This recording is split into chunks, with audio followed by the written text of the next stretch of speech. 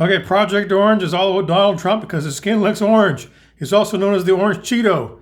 He said that if he's reelected as president, he's going to drill for oil, oil, oil. Okay, this is my letter to the newspaper. It actually did get published, so I'll just read it to you. What is the point in making Canada a net zero greenhouse gas nation? Net zero means that there's no greenhouse gas net. What does that mean? Make some greenhouse gas, but you pull it in. Maybe the forests, the forests take the CO2 and make more forests.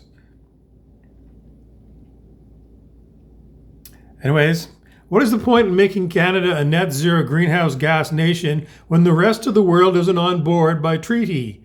Well, that means that they need to have everybody with a worldwide treaty that they're not going to use any oil. Well, I just said it's an expensive, pointless exercise for Canadians.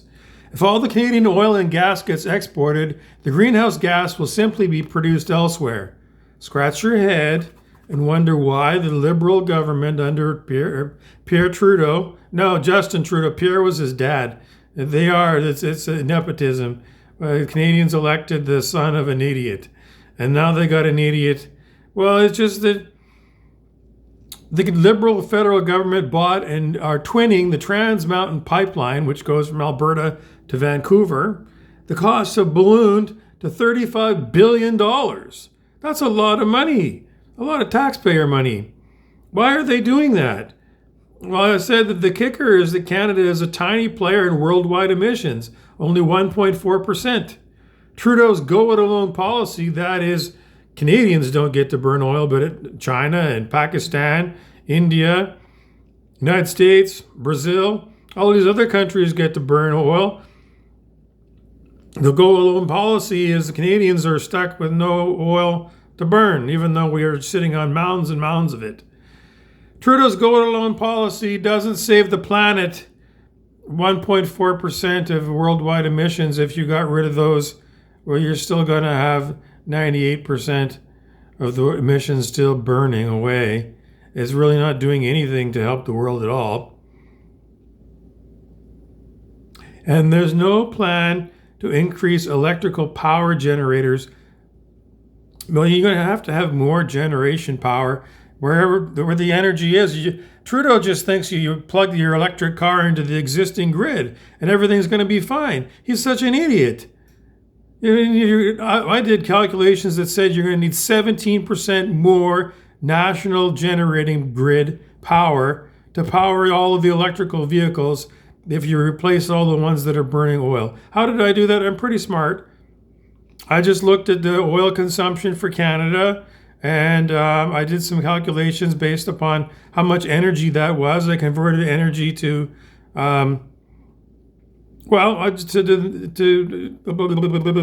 converted all the energy to see how much we've got, how much additional we're going to need, and 17% more is what I came up with. Where's this all going to come from?